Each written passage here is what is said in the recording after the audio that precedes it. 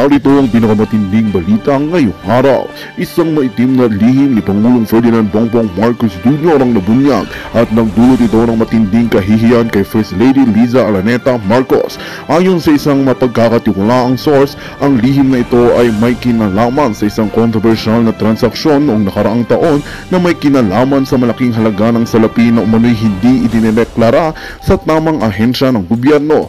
Ang naturang transaksyon ay maaaring may malaking epekto sa kredibilidad ng kasalukuyang administrasyon. Dahil dito, si First Lady Liza Araneta Marcos ay di umano'y labis na naapektuhan at halos lamunin ng kahihiyan sa harap ng publiko.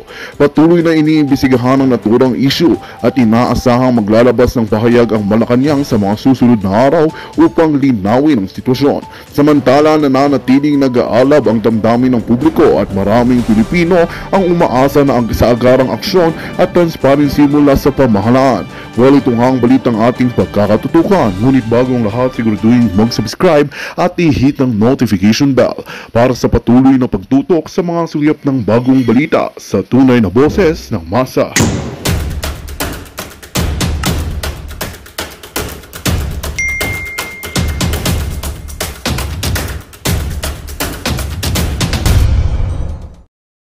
Frame in the national discussion kasi wala siyang mandato. Hindi siya nahalal. Asawa lamang siya ng Pangulo. Salin pusa. Oo. So kung inalaw ba ito ng Pangulo? Yun ang tanong ko. Kung inalaw ng Pangulo, sandali lang, bakit sa asawa mo ang spokesperson mo? Pangalawa, yung sinabi niya na kind to a certain degree kasi sino ba nagsimula na hindi siya pansinin, di ba? Oo, masakit. But that comes with territory. You are not expected to enjoy. You are expected to work and help the president. Yung sinabi niyang budget ito, seriously, may role siya? Diba? When you say budget ito, parang sandali lang. Sino ka to say that to the vice president who was elected? Boom! Sino ka? Ayan sino ka? Ha? Sino ka para pagsalitaan po ang ating vice president? Hindi ka naman elected. Wala ka namang mandato. Diba? Yung pinagsabihan mo, ilan po ang bumoto dyan kay Vice President Sara Duterte? 30 million po. Tapos sasabihan mo lang ganun? Sasabihan mo lang ng ganun? Wala kang mandato? Hindi ka ibinoto ng tao? Kasi nga, First Lady ka lang? Wala ka dapat Wala kang dapat role dyan. Pero bakit po kayo nakikialam? Okay? Ito mayroon tayong breaking news mga kaibigan. Itong si Liza Ahas po. Nadulas sa kanyang interview with in-interview siya ni in-interview siya ni Kuting Kuting, sino ba? Kuting ba yun? In-interview siya ni Tonying Ito umamin siya mga kaibigan. Mamaya po, alamin natin yan Meron po tayong analysis dyan. Ito po yung analysis lamang Hindi po to siyempre sarili naming opinion to. At napanood ko po yung interview niya. Galing po kay Tunying. At marami po siyang sinabi doon. At nadulas po siya guys.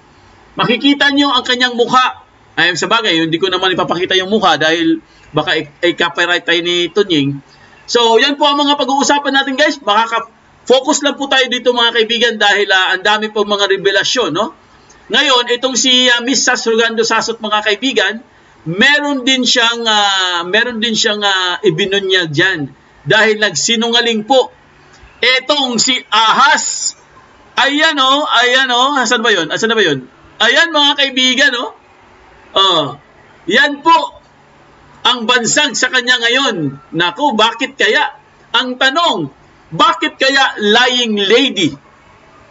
Grabe mga kaibigan, di ba? So nagkakaalaman na po. Unti-unti na po nagkakabunyagan, binubunyag na po yung mga totoo talagang nangyari. Kasi itong si Ahas mga kaibigan, bumibira na rin kunwari lang pero bumibira na rin mga kaibigan. At gusto niyang kalabanin itong ating mahal na Vice President. Mamaya po nga yan po mga pag-uusapan natin guys, pero bagong lahat, kung bago pala kayo sa aming channel, mag-subscribe na po tayo mga kaibigan. Huwag niyo kalimutan mag-comment, like, at pakihit notification bell para updated kayo sa aming mga bagong videos. ADF 2.0 po ang aming FB page. Follow, like, and share ng mga videos tayo. Live na naman tayo guys. Thank God it's Friday. Naku, Friday na naman. Yay!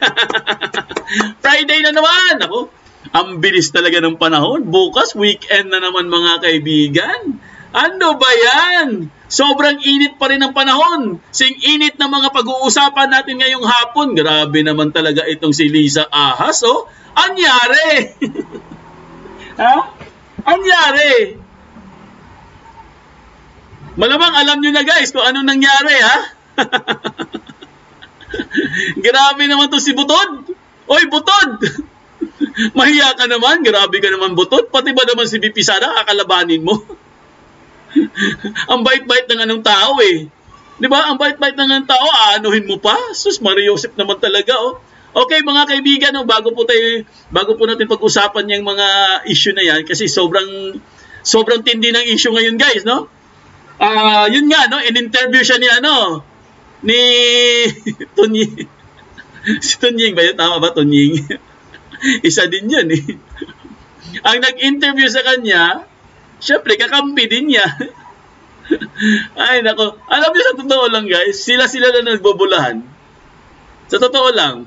Tsaka, maririnig mo naman sa boses niya, mga kaibigan, eh. Maririnig niyo sa boses niya talagang, iba po talaga ang kanyang, syempre, mahalata mo yan, eh. Na hindi po siya nagsasabi ng totoo, may tinatago siya. Syempre, naguhugas kamay lang. Pero sa totoo nun mga kaibigan, piko na talaga itong si Ahas. Ayaw lang niyang aminin, no? Siyempre, gusto niyang sabihin guys na siya po'y superior, no? Superiority. Parang gusto niyang sabihin guys, napakataas niya. Tapos tayo nasa baba lang tayo. Ganon siya kamata pobre mga kaibigan. Sobrang mata pobre po. Kasi may segment na sinabi niya dun na mataas daw siya, dito daw siya. Tayo dito lang tayo sa baba. Grabe, di ba? Mata pobre talaga. Oo, no? Magkano kaya, no? Magkano kaya? Ha? Magkano kaya ang ni Tonying dito? Katonying, magkano? Biro lang nagtatanong lang kami baka mamaya.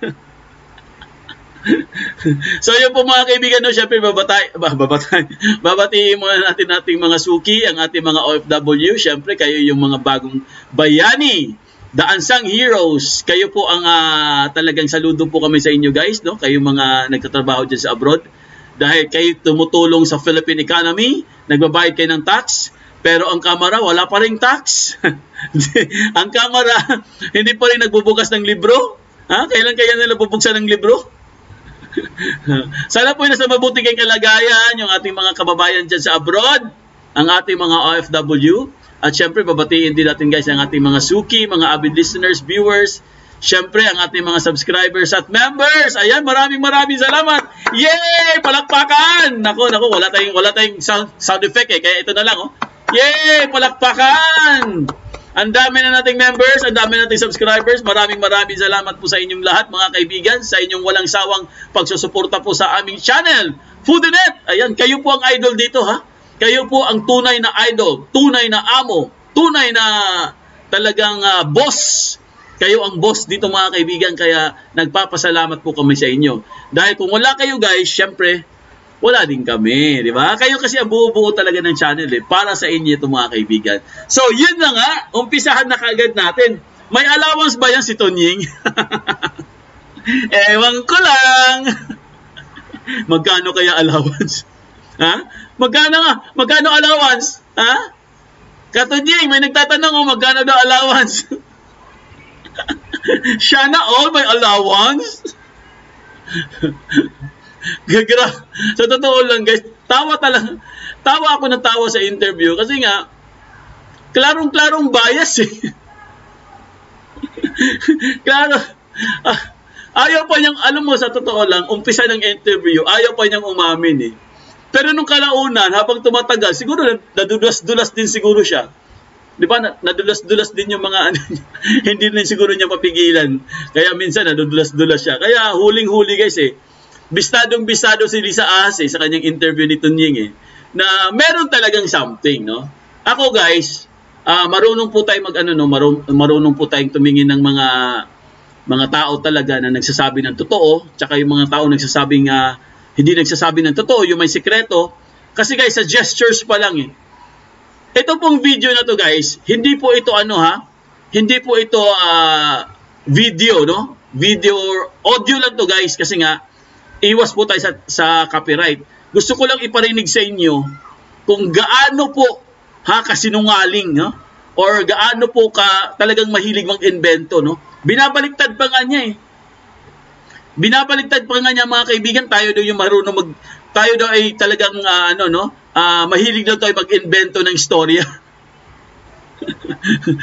Siyempre, ang talagang tinatarget niya dyan, yung mga main characters, di ba?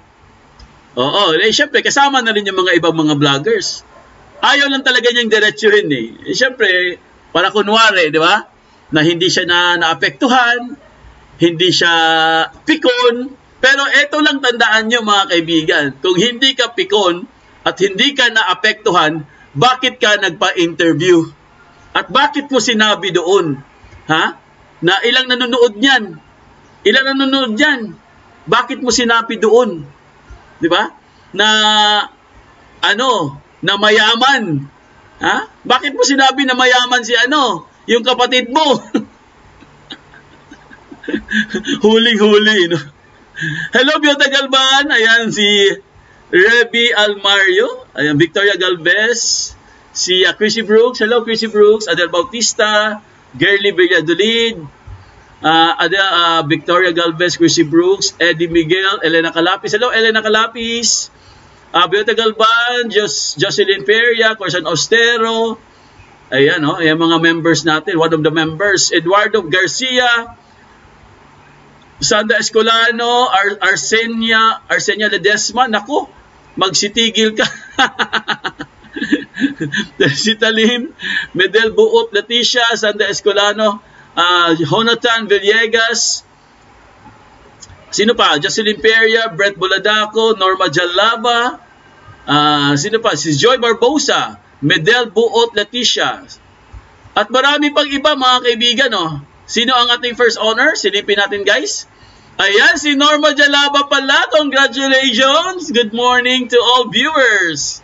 Si Lea De, Jerry Jarumay, si Joe Reyes, si Just G, Tet Roque, Vivian Gonzalez, Lynn Marie, Delia Abaiza, ayan, ang dami Leo Bonag, Cat Lover, Elena Calapis, at marami pang si Alma Jornales pala to, Alma Jornales, ayan, SMP. Alright, umpisahan na kaganito guys. Nako, excited na ba kayo? Excited na ba kayo sa kasinungalingan? Excited na ba kayo kung paano po nadulas si Ahas? Parang si Judas, Judas nadulas. Ito naman, Ahas nadulas. Kasi masyado kayong masyado kayong nagkukunwari. Sabi nga ni Attorney Harry Roque, wag na tayo magkunwari. Sabihin nyo na ang totoo para magkaalaman na. Kunwari pa kayo Ito guys, ipakita ko lang sa inyo mga kaibigan. Ayan po. Ito po yung nakapost sa Facebook page. Alright? Ito po yung update po, bagong updates po to guys. Ang sabi dito, si Sas daw mga kaibigan. Kilala nyo si Sas, di ba? Si Sas Rogando Sasot, no? Si Sas daw mga kaibigan at si RJ Nieto, di ba si Thinking Pinoy yan, no? Si Thinking Pinoy. You know, I met them, sabi niya You know, I met them because they were sued for cyber libel. They came to me pro bono, 3 years pro bono. Ibig sabihin ng pro bono guys, walang bayad, no? Libre. Kasi nga, abogado itong si Ahas Ang sinasabi niya dito guys, ito palang si Sas daw, tsaka si RJ, nung magkaibigan pa tong dalawang to, ay nagkaroon daw sila ng kaso na cyber libel. Ngayon, lumapit daw sila kay Lisa Ahas. Pro bono, ibig sabihin, parang consultation pero walang bayad. Yan ang sinabi ni Lisa Ahas Ngayon, Pumunta daw sila ng korte. Oh, you know, we went to court. She made a deal with the other side and took RJ away.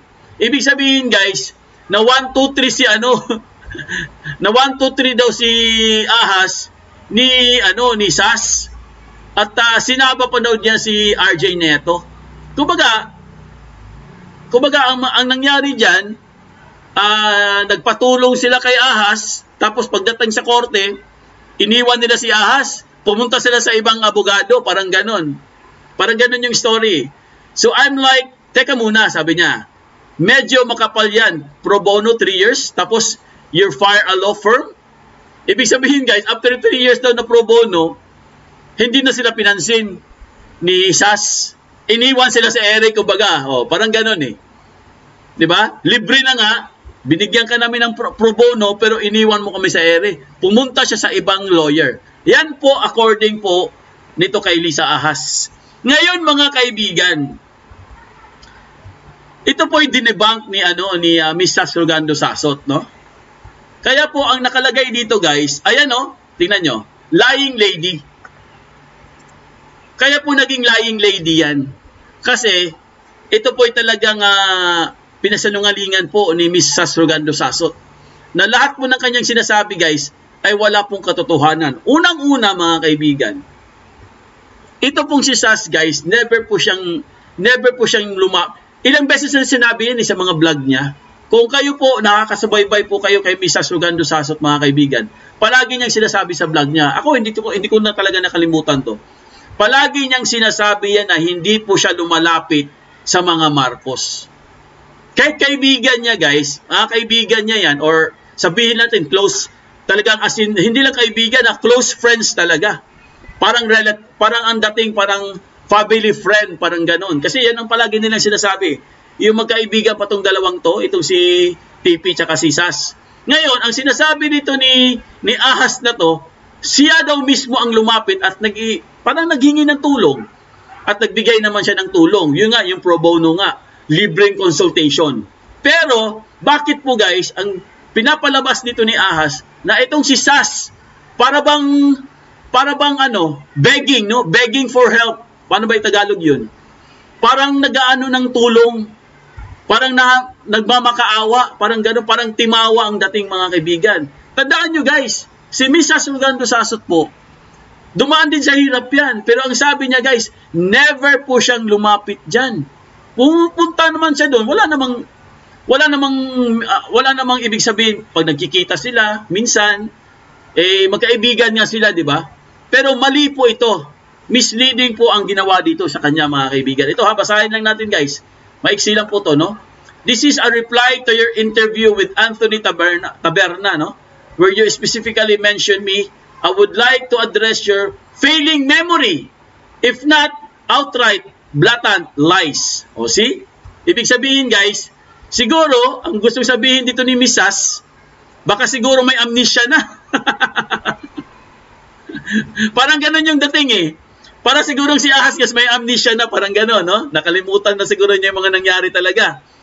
Oh, pero hindi naman niya nakakalimutan yan. Tandaan nyo, lawyer yan guys. Lawyer yan.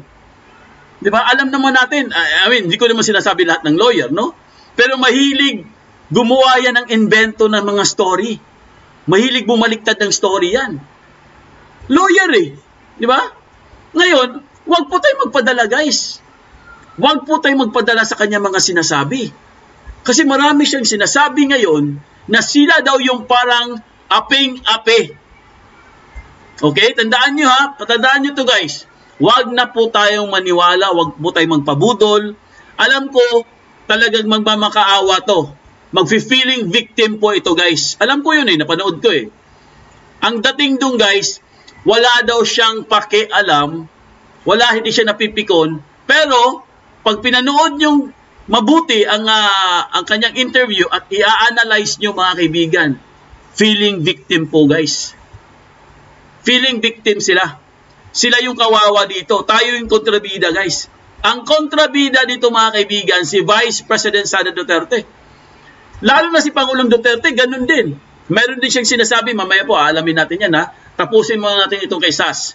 Dahil itong kay Sas guys, ito, dito po magbubukas ang totoong pangyayari or ang toong ugali nitong si Ahas, itong mga sinasabi ni Miss Sas Rogando Sasot. Kasi guys, ako guys, hindi ko personally kilala si Miss Sas Rogando Sasot, pero palagi ko siyang pinapollow dahil sa kanyang expertise eh.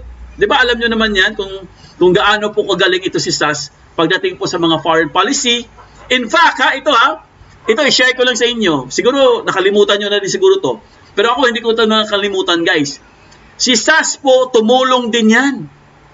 Tumulong din sa mga Marcos yan pagdating po sa foreign policy. Tinawagan pa nga siya eh. Pinauwi pa nga siya. Kung hindi ako nagkakamali ha. Pinauwi siya from Netherlands para po siya ang tumulong sa Marcos patungkol po sa mga geopolitical conflict or yung tinatawag natin na mga foreign policy. Kasi expert siya guys sa mga international law eh. I mean, hindi naman law, no? Pero foreign policy, pwede po talaga siya maasahan. Lalo na po sa pagdating ng West Philippine Sea or South China Sea, mga kaibigan. Sila ang nagpatulong kay Sas. Pero bakit binabaliktad niya ngayon? At parang, feeling ko rin guys nagmamakaawa or parang ang dating dito guys, sila ang kinawawa dito. Binabaliktad lahat. Ito basahin natin guys. First, ito sabi po ni Miss Sas. First, we did not meet because I needed you. Okay? Kung sa Tagalog pa, unang-una, hindi tayo nagkita para manghihingi ako ng tulong sa iyo. You know, I needed your help. Sabi po ni Sas, we met because your family needed our help. O, di ba, baliktad? Baliktad na ngayon. Ang sabi ni Ahas, si Sas daw nangangailangan ng tulong. Pero ang sinabi naman ni Miss Sas dito, sila ang nangangailangan ng tulong kay Sas. Kasi nga guys, nasusubaybayan ko to si Sas eh. Totoo yung sinabi ni Sas, dati pa. Tinawagan po siya guys. Pinauwi siya from Netherlands para lang makatulong pagdating po sa foreign policy. Hindi ko talaga nakalimutan yan. Kasi ang sinabi niya dito sa kanyang interview, you said in your interview with Taberna, Sas and RJ, you know, I met them because they were sued for cyber libel. They came to me pro bono. Yung kasi ang sinabi niya eh. Kumbaga, nagsinungaling talaga siya. Kaya nga, lying lady eh. Oh, hindi ako nag-ano niyan Galing po ito sa Facebook page ni Miss Sas Rogando Sasot. Ako po yung nag-a-analyze lang guys Binigyan ko lang ng analogy or reaction po sa mga nangyayari sa interview. Dahil may something eh. Sabi ko, teka muna. Ano tong sinasabi ni Butod na para bang ang dating guys, tayo yung kami yung mga walang hiya? Paano nangyari yun? Paano tayo ang naging walang hiya? Paano nangyari na si Duterte walang kwentang president? Paano nangyari na itong si VP Sara hindi marespetong babae? Tingnan nyo ang hitsura. Tingnan nyo ang hitsura ni VP Sara, i-compare mo sa hitsura ni Butod. Ako hindi po tayo nang dito guys sa mga hitsura wala po akong dyan disclaimer po tayo. Pero pasensya na po kayo guys. Talagang kailangan ko pong sabihin sa inyo to. Mas maganda pa po si Vice President Sara Duterte, i-compare mo naman kay Butod. Di ba? Wala naman sigurong yun. Kasi nga parang feeling niya guys, itong si VP Sara napakasamang tao. Pero bakit pati mga Duterte, para bang feeling niya guys na walang nagawa itong mga Duterte sa bayan na to? Tapos kayo may nagawa. Oh. Tapos sasabihin mo pa, palagi daw silang sinisiraan. Ito ang sabi pa guys, araw-araw daw silang sinisiraan. Araw-araw. Grabe. Ibang klase po. Ito, ipakita ko lang sa inyo mga kaibigan Meron para makumpleto po yung updates natin guys. Mamaya po natin puntahan yung interview. Ito paano ko lang sa inyo yung updates po natin. Diretsahang inamin ni First Lady Liza Araneta Marcos na hindi maayos ang relasyon nila ni Vice President Sara Duterte. May hindi raw kasi nagustuhan si First Lady Liza sa ginawa ni VP Sara. Nasa frontline ng balitang yan si Maricel Halili. Budget din sa akin. Yan ang pasilip na sagot ni First Lady Liza Araneta Marcos tungkol sa ugnayan nila ngayon ni Vice President Sara Duterte. Sinabi yan ni Liza sa teaser ng panayam sa kanya ni Anthony Taberna sa Tune In kay Tunying. Ayon pa kay First Lady, naging mabait siya kay VP Sara, pero meron daw siyang hindi matanggap. I mean, for me, nasaktan ako because my husband will do everything to protect you. You ran together, di ba? Sama-sama tayo babangon muli. Pupunta ka sa rally, natawagan yung presidente mong bangag, di ba you're going to laugh? Tama ba yan? Even Lenny never did that. Ang tinutukoy ni First Lady Liza ay ang prayer rally sa Davao City noong January 28 kung saan dumalo sina VP Sara at dating Pangulong Rodrigo Duterte. Doon, binanata ni Digong si Pangulong Bongbong Marcos at narinig yan ng Vice Presidente. Si Bongbong Marcos bangag noon. Ngayong presidente na bangag natin ang presidente. May drug addict tayo na presidente. Hindi malinaw kung tumawa nga ba si VP Sara sa mga banat ng kanyang ama. Matapos ang prayer rally na yan, nagkita kinabukasan sina VP Sara at First Lady sa departure ceremony ng Vietnam trip ng mag-asawang Marcos. Kapansin-pansin doon ang pagtamlay ng pakikitungo ni Liza sa bise. Hindi sila nakitang nagbatian kahit magkatabi sila sa upuan. Sa isa pang video, bineso ng First Lady si Executive Secretary Lucas Bersamin at nilagpasan lang si VP Sara na kausap noon ng Pangulo. Noong February 2 naman, sa isang event, ilang beses tinanong ng media si Liza kung kumusta ang samahan nila ng bise, pero hindi siya umimik. Ma'am, sorry. Just a quick reaction. Nagkausap na po ba kayo ni VP Sara? Ma'am, short reaction lang, ma'am. Sa isang punto, napatakbo pa siya. Ilang araw matapos niyan, si Vice President Sara naman ang tinanong at ang sagot niya lang. I have no comment on that at the moment. Sa kabila niyan, sinabi noon ng bise na wala namang problema sa samahan nila ni Pangulong Marcos. Pero nagpatuloy ang mga patutsyada ni dating Pangulong Duterte na binuweltahan naman ni PBBM tungkol sa umano'y secret o gentleman's agreement sa China. Noong Lunes lang, natanong si Pangulong Marcos kung kumusta ang relasyon nila ni Vice President Sara. Ang sagot niya, "It's complicated." Okay. It's complicated. wala namang pahayag pa ang bise sa mga bagong sinabi ni First Lady Liza Araneta Marcos. Nagbabalita mula sa Frontline. Oh, tingnan nyo. Tingnan nyo, di ba? Butod versus VP Sara, mga kaibigan. Sus Maria Jose. Oo, naku. Wala, alam sa totoo lang, no? Ito ha, pasensya na po, pasintabi na po talaga, guys, no? Wala po sila sa kalingkingan kay Vice President Sara Duterte. Mayaman lang sila. Bilyonaryo lang sila, mga kaibigan, pero si VP Sara po, guys, kumpleto, full package. Naging mayor, naging vice mayor, abogada, naging vice president. Di ba? Tapos, parang ang dating pa niya, itong si Ahas, parang ang dating niya, guys, siya yung parang apektado, no? Parang ganun, no? Sabi niya, professional daw siya. Because I'm a professional. Professional, unprofessionalism ngayon pinapakita mo, eh.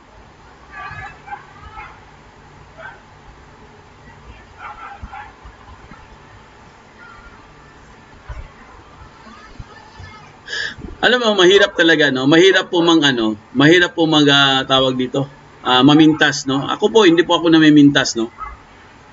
Sinasabi ko lang sa inyo, guys. Kaya ko po nasabi 'yon dahil nga grabe ang kanyang grabe ang kanyang berada sa mga Duterte, pati si Vice President Sara Duterte. Alam niyo ba, guys, kung bakit po niya sinabi 'yon? Kung bakit po sinabi ni Ahas 'yon na bad shot siya? Ito lang ang kanyang sagot, mga kaibigan.